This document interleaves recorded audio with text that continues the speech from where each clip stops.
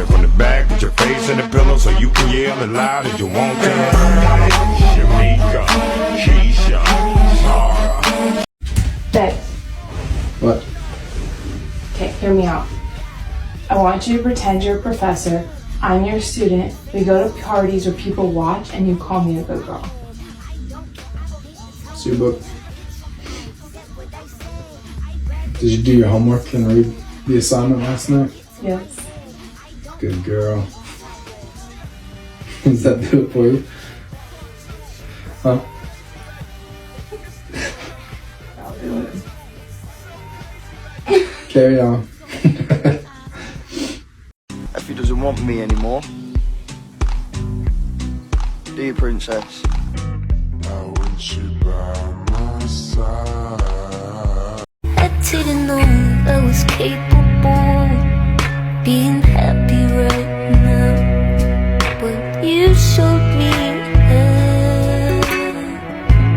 New York, concrete jungle where dreams are made of. There's nothing you can't do. Now you're in New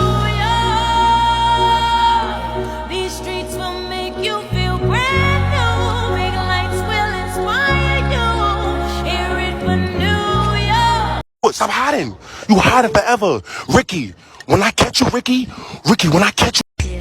L'activité physique, le Covid, tu aimes ça? Tu ne t'intéresses pas au sexe? Les hommes pensent que les féministes détestent le sexe.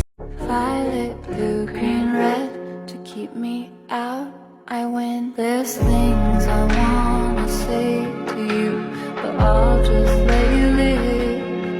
Like if you hold me without hurting me, you'll be the first to ever did. I'll make it feel like the first time. 'Cause if you want to keep me, you gotta love me harder. When he sees her spicy book on her nightstand and he picks it up and starts skimming through the pages and he sees spicy scenes and says, hey, is this something you're attracted to?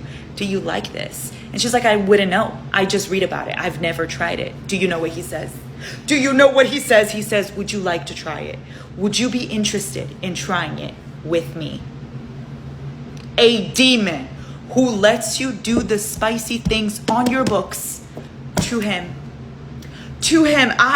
Oh my goodness me.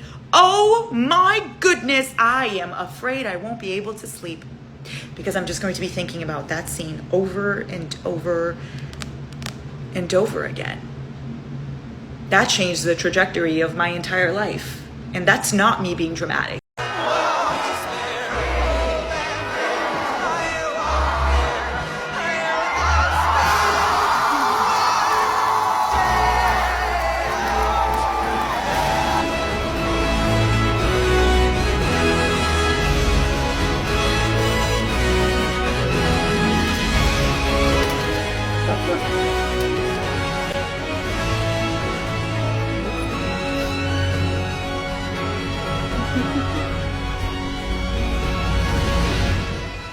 What your teen wolf crush says about you. If you're crushing on Styles, then you're obsessed with guys with a good sense of humor. And you love witty banter. And your favorite trope is friends to lovers. And I bet you're still bitter that Styles and Lydia never truly got the love story that they deserved.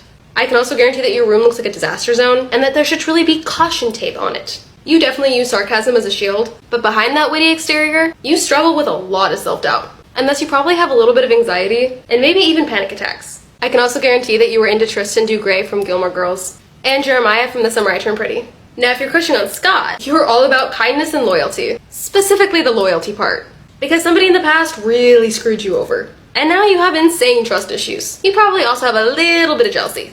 You tend to get overwhelmed really fast and often find yourself binge watching rom-coms and crying yourself to sleep.